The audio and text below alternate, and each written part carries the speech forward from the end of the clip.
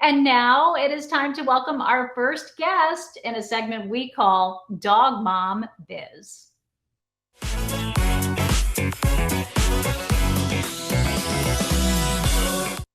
Kim Brophey is an author, an applied ethologist, a trainer and behavior consultant, and TED Talk speaker who now spends the majority of her time educating people on the root causes of dog behavior. She runs the Family Dog Mediation Center and joins us now from Asheville, North Carolina. Welcome to the show, Kim. Oh, thank you. Thank you so much for inviting me. Oh, we're thrilled to have you with us. We love to start in the beginning on Dog Mom News, and we let you just kind of, talk about what you love about dogs. When did your passion ignite? Childhood, actually, I think looking back at it, I was just an early nature nerd kid, and growing up in a major city, dogs were the most accessible animals to me. So I think that's why I fell in love with them so quickly at such an early age. Well, obviously, I rattled off a lot of your credentials off the top during your introduction, and you have done so many amazing things in your career. But among other things, as we said, you're an ethologist. So can you explain ethology to our audience?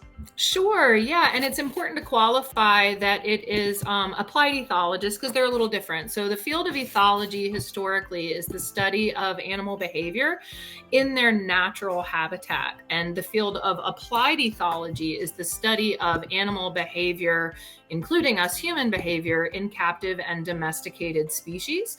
And it is a very small field with a much larger presence in Europe than there is in the United States. So I was fortunate enough to go to a college that had an integrative studies program where I could custom design my area of study to be the applied relationship between human and animal behavior, with a focus particularly on dogs and the history of our relationship with them and what that looks like today. That is so interesting. Why would you say there's more popularity over in Europe, so to speak? I mean, historically, has that been the case, or maybe just enlighten us? Yeah, I think that the thing is probably that ethology in general has had a bigger presence in Europe, and so looking at animal behavior from a biological perspective, as opposed to a behaviorism perspective, is more of a European kind of emphasis or phenomenon based on a lot of the traditional behavior researchers that were in Europe as opposed to the United States. Whereas here in the U.S., we're home to more of the kind of behaviorism model of Pavlovian and Skinnerian kind of, models of learning and conditioning and things like that. So we tend to have kind of a bias of it's all how you raise them. And in Europe, they've tended to have more of a focus of like behavior kind of and its genetic or evolutionary roots. And historically, those two fields were kind of at odds.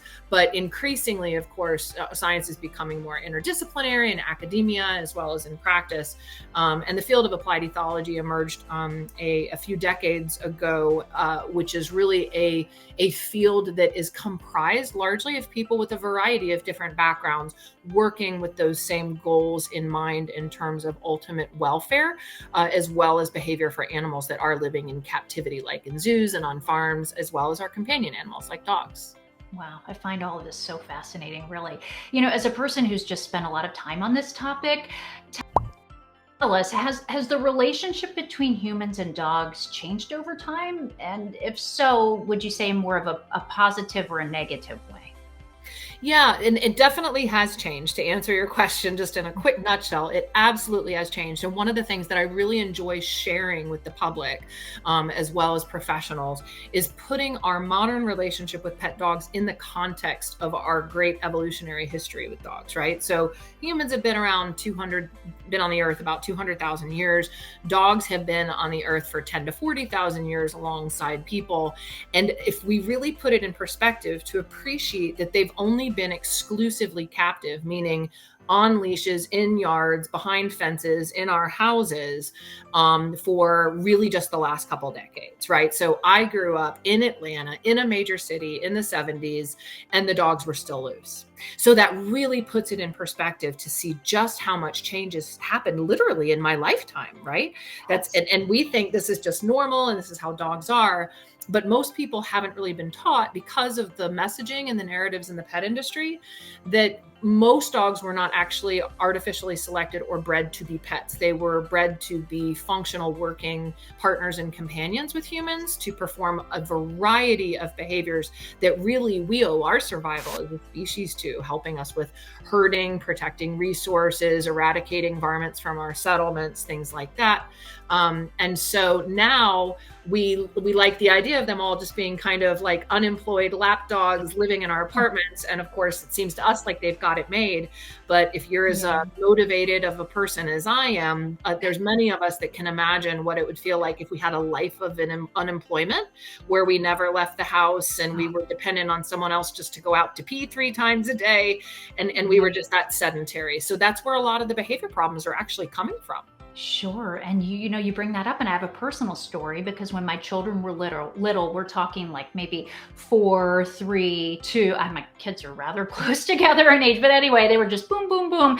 We had a bearded and border collie mix, and she would just herd my kids into this little pack all day long, never stop. Choo, choo, choo, choo, choo, choo, herding, going. She had to have them on her radar at all times. They were her life. They were her job. And she would not even eat until we went to bed. And I'm talking sometimes 10 o'clock at night, and she had such a beautiful heart and soul. And she was so incredibly loyal. But at the end of the day, really, I think, and you shed light on this, that we were asking her to do something that in a sense she wasn't made to do. She was made to be running and herding animals, and going free. And I mean, border collies a lot of times run like 20 miles a day or something. We would take her on runs. Yes, it was crazy. And I bring all of this up because I had an opportunity to take her to a farm and let her loose and see her do what, in a sense, she was made to do. And it was the coolest thing I've ever seen. She went, and I let her loose at this lovely lady's property, and she would worked with herding dogs, and she had sheep on the site there.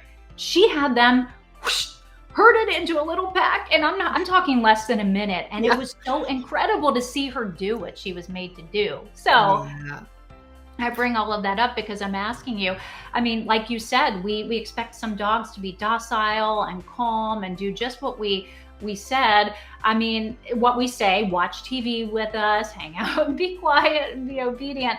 Are we asking them to do just a little, are we asking too much of them sometimes? Yes. And I really applaud how you recognize that in your dog, and that you found an outlet for your dog to express those natural behaviors. This is very much the heart of the field of applied ethology, right? So applied ethology historically doesn't really look at companion animals living in good homes, because the kind of assumption societally has been that they have great welfare. Why would we be looking at that, right? Why would we have to ask those questions? But actually, the same central questions that apply for animals living in zoos and on farms, where we're looking at what is their natural suite of behaviors for that particular species, that then inform what we create in the environment, as far as what people think of as enrichment, or in the world of ethology we think of as affordances. What does the environment afford them the opportunity to do? So we forget that in nature, up until this crazy new age we're living in the 21st century, post the Industrial Revolution, the free lunch thing wasn't really so common, right? We're all living pretty cush, convenient lifestyles, many of us these days. And we forget that every other species in nature, as well as humans for most of history, really had to save and conserve their energy to apply to things that would be functional towards their survival, right? So all of these animals have all of these capabilities, and then humans further develop these dogs into these specialists. In the case of herding dogs, we're talking workaholic sidekicks that can absolutely pull an 18-hour day on a farm and, do 50 miles if need be, right? And just absolutely ready to help us with any task we needed to, primarily, of course, organizing, managing, and protecting the livestock. And so what's fascinating is we recognize in other species, through that lens of applied ethology, when we get behavior problems in those captive animals, it's because their welfare is compromised. So the behavior problems are actually evidence of the animal's attempts to adapt to those conditions. And so we, of course, qualify them as bad dog, hire dog trainer. And it's a real misconception that we have in culture, because ironically, rather than necessarily doing more training to create higher expectations for the dogs to suppress the behaviors further, the idea is that we take the pressure out at the source by actually figuring out what those needs are, meeting those needs, and then magically a lot of those behavior problems just go away. Oh, that's so great. I mean, imagine how misunderstood dogs feel on a regular basis. They can't talk to us. Right. So we need to watch their body language. We need to really try to understand them, like you're saying. And I just love the work that you're doing with the Family Mediation Center. Can you explain to us and enlighten our audience on the great things that you're doing and your mission? Sure, absolutely. So what we're really trying to do is bring these understandings into the general pet dog industry as well as the public, right? Because it's not that people don't love our dogs. There's no criticism saying that, people are not absolutely trying to do best by their dogs. However, the pop messaging that's out there is quite left of center, right? We're missing the point. We continue to argue about the best way to train a dog to be obedient, as opposed to asking, wait, why is the behavior happening in the first place? So our entire platform is meant to fill in those gaps in the industry as well as for the public. So at the Family Dog Mediation Education Center, we have courses, educational programs for professionals who have maybe mastered their ability to train dogs proficiently, but never got this as part of their education. So this fills in a lot of those gaps for them. And then for the public, we also have educational offerings, and we'll be growing both of those bodies of educational materials just to help try to spread the message both within the United States and internationally. So on that note, we have over 3,000 students worldwide in more than 25 countries that are part of the Family Dog Mediation community professionally and are working hard with a variety of exciting projects to help spread the word in all kinds of various pockets of both the industry as well as their communities. So really exciting time, but we have a lot of work yet to do because the public ideas are still quite dominating the science and the history that we all have come to understand. I love it. You're motivated, you're on mission, and really you're doing great things. Now, I know that you also host an annual L.E.G.S in Motion conference. Tell us about the L.E.G.S program and how that works. Sure. Yeah. So this will be our second annual conference. The large course and really the entire movement was launched just a little more than 2 years ago. So those more than 3,000 students have all really come on scene in just a little more than 2 years. So we had our first annual conference last year at the location where we had the course at Wolf Park in Indiana the first year. And then this year we're going to be having it in our town in Asheville, North Carolina. And we've opened it up to the general public as well as other professionals that are not within our community to attend. So people could go to the L.E.G.S in Motion conference website. It's legsinmotionconference.com. And they can learn more about that event there. What's really cool about that conference is generally in any industry, also true for the pet dog industry, there's a lot of gatekeeping around opportunities for people to get into the public speaking arena. And we immediately recognized how much incredible and diverse talent we had in our community with incredibly diverse educational and professional backgrounds, all bringing that unique lens and expertise to this conversation of canine welfare in the 21st century. So the conference presenters are comprised of mostly individuals that have either never done public speaking before or are relatively new to it, but have incredibly valuable information as well as skill in public speaking to offer. That's great. And Dog Moms, L.E.G.S is an acronym, and here's the meaning. L stands for learning, E environment, G genetics, and S for self. Did you want to touch on any one of those areas, Kim? Well, I can just maybe elaborate briefly on why we even have L.E.G.S, right? Because I think the irony is the world doesn't need another acronym, right? So I myself was kind of a little resistant to create another acronym for that reason, but this one's really important for a variety of reasons. So again, we we tend to think of in our concept of pet dogs, that's all how you raise them. That would be everything is L, everything is learning. Furthermore, we think it's just the training we're doing, not the learning they're doing on their own all throughout the day. So every animal in nature has that learning part of their experience that influences their behavior. But in nature, that's actually not even the primary player, right? The primary kind of driving player is really the environment. So the environment for animals sets the opportunities and obstacles that they need to be able to navigate in their own life in order to solve problems, to succeed, to adapt, to survive, and ideally reproduce. And so that environment is inseparable from basically the genetics that it creates. So it designs animals that are perfectly fit to those conditions. That's how the whole process of natural selection works. So when we think about that, and we think about the fact that nature is no longer designing our dogs, much less for modern pet conditions, but we're breeding dogs and we're spaying and neutering, not to say that any of that is fundamentally wrong, but those interruptions do come with a consequence. And the consequence is all of the potential fallout of interrupting the system, which would always be in service to the animal's fitness to their conditions and their environment. So that means that it's on us, if we have interrupted that system, to be both breeding dogs for the modern conditions that we have available, as well as providing conditions in our modern environment that are going to meet the needs of the dogs that we have in our population. So are you saying in a sense that we can kind of hack our dog's behavior from a genetic standpoint, or like identifying our dog's phenotype? I mean, am I getting this right, to get the behavior that we want? Yes, exactly. And of course, it's not an exact science, which is why it is a little bit of a Frankenstein endeavor, right? We want to use best practices of what we do understand about genetics, which is far from everything, to be able to really assess which dogs are coping the best with modern pet conditions and your average family's expectations, which is frankly a not super active, super tolerant, very hypersocial with dogs and people, also willing to be a couch potato for 3 days when we're busy kind of dog, which is not what most dogs have been bred to do, right? And so we really need to be thinking about like breeding healthy animals behaviorally as well as physically for that ideal phenotype that is going to be fit for those modern conditions.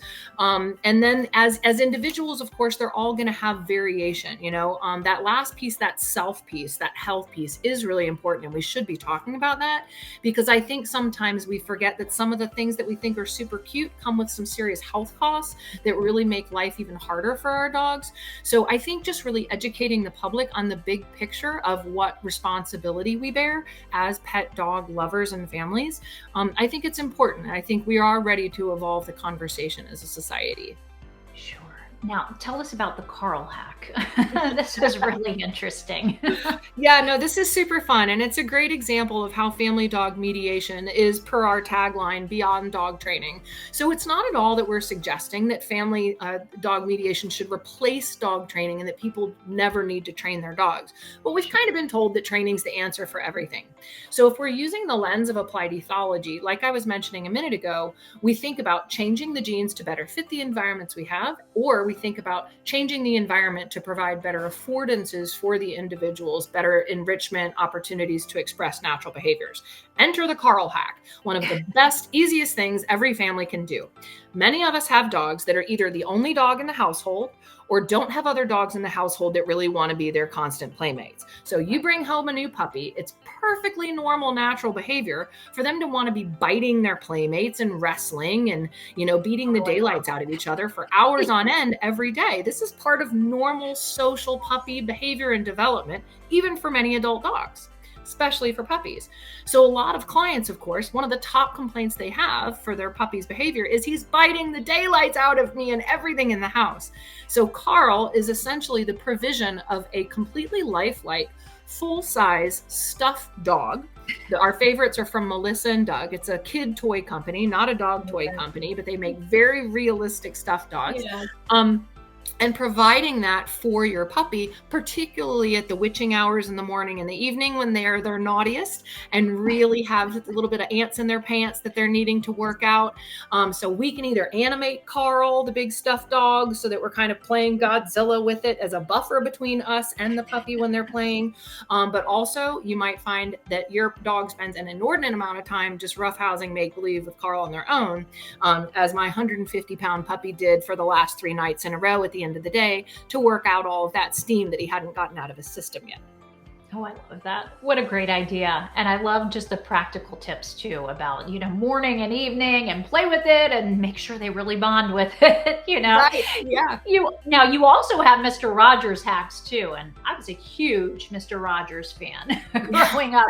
I mean, the wisdom from that man is incredible. Oh, absolutely. One of my childhood heroes. And it doesn't translate well to some of our European students and whatnot who don't know him. But Mr. Rogers, for those of us in the United States who know who he was a man who spoke to children like people, not talking down to them like kids. And he absolutely made a world famous reputation for himself as being someone who really took the time to kind of give kids the information they needed and answer their questions. So that is why we have named this hack the Mr. Rogers hack.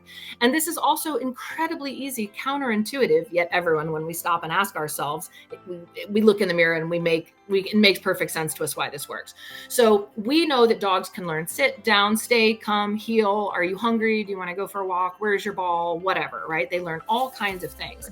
So why do we stop there, right? Why do we just quit at those words as if that's all that a dog is actually capable of understanding? What we want to be able to do in this world where dogs, frankly, are finding themselves a bit of a fish out of water in what feels like an alien environment where they have tons of questions.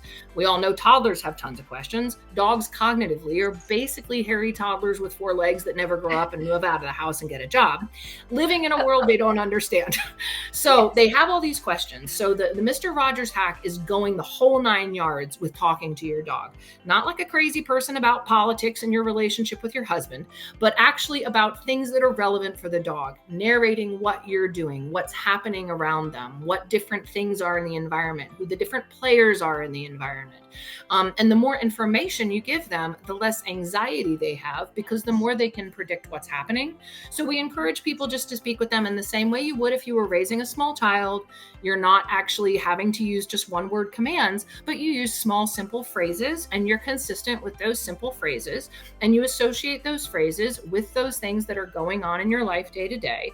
The dog starts realizing that you are giving them information about what's happening. And then you can start giving them information before things happen to prepare them for things that maybe might be anxiety provoking. Like maybe you need to trim their nails, or we're going to be going to the veterinary hospital, or someone's coming over for dinner. All of that stuff is experienced as curveballs to them that they can't psychologically prepare for if we're not actually giving them a heads up about it. So that's just another fabulous tip. If you are a mom, that comes naturally to you because you have to talk to your toddlers all the time. So just think of your dog as also having the same measure of questions that your toddlers do, and you'll be halfway there. Oh, that is so great. Such awesome advice. I'm thinking about it and how I know you work one-on-one with a lot of people. And I imagine that so many folks do not even realize like the depth of some of the issues that they're facing. How important is it for you to educate your clients on genetic predispositions as you've touched on? Because it's one thing to get a cute dog, but we're all in this for the long haul, and I think sometimes people go and they just think, oh, I love the looks of that animal, but we really need to do our research and know, what a dog is made to do. So I'm just interested in getting your input on that, the genetic predispositions and any practical advice that you can give us dog moms. Yeah. And so like, for instance, what you brought up with your dog being a herding dog when you had small kids, right? So if we had a client who came in with a herding dog and they're saying that the dog is always barking at the children when they're running through the house and nipping at their ankles, it's not that we say, oh, well, do nothing about it, but we can at least help the person understand what's happening through that lens instead of thinking their dog's being aggressive, trying to hurt the children, being naughty, etc. Because the thing is about those instincts is that they bypass the filter of executive function and decision making. So those behaviors, which are artificially selected into dogs, if our dog happens to inherit those behaviors, which is not a guarantee, by the way. So just because a dog is a particular breed doesn't predict they will necessarily inherit those behaviors, but it sure increases the likelihood tenfold that they would exhibit the behaviors they were bred for. But there'll always be diversity in any given litter where some might not. But you want to basically be prepared for the possibility that your dog might express the behaviors they were developed for at some point. And I think it really helps to set our expectations as well as our decisions for making, plans and judgments about what kinds of things we're going to put our dogs in the situation of. So like, if I have a dog that is bred to be protective of myself and my territory, for instance, it's not necessarily a great idea to have that dog at the front door between me and every person as I open the door when someone's knocking on it, because then that dog is accidentally positioned in that of a bouncer, right? So it's going to be easier and much clearer to the dog for me to understand that I don't need them to protect me from the pizza guy if I just put the dog on the other side of a baby gate real quick while I go and answer the door, telling the dog, Mr. Rogers, oh, it's the pizza guy, just wait. I open the door, the dog can see I don't need them to protect me from the pizza guy, and then I can come back over and say, see, it's just the pizza guy. Over time, you might not even need to put the dog on the other side of the baby gate because of Mr. Rogers too. You can just say, the pizza guy, just go over here and wait. Good. See, it's just the pizza guy. So really putting all of those pieces together and really planning for and understanding with patience what kinds of behaviors, they're called emergent behaviors, we might expect to see over our dog's development, because certain things will just pop out at sexual maturity when they hit teenager between 9 and 14 months. And then other things won't even pop out until they're socially mature at 2 or 3. So people will often feel like, oh no, my dog's gone crazy. What is he doing? Why is he exhibiting these behaviors? When actually, if we're looking at it from that phenotype or L.E.G.S perspective, it's exactly what we might expect to see at that time.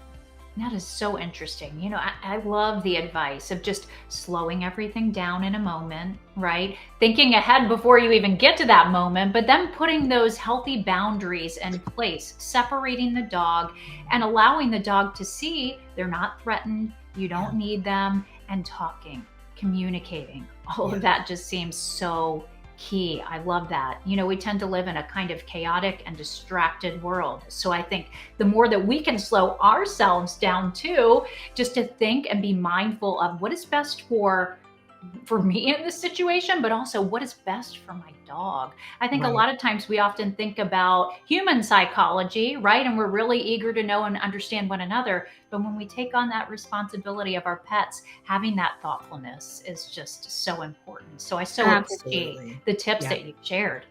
Yeah, no, I'm so glad that you are giving a voice to all of that, because I think we have a tendency to think they're just dogs and you train them to be obedient and all they care about is avoiding punishment and getting cookies. And actually, they're a lot more complex than that. And just like kids, the most important thing they need is secure attachment.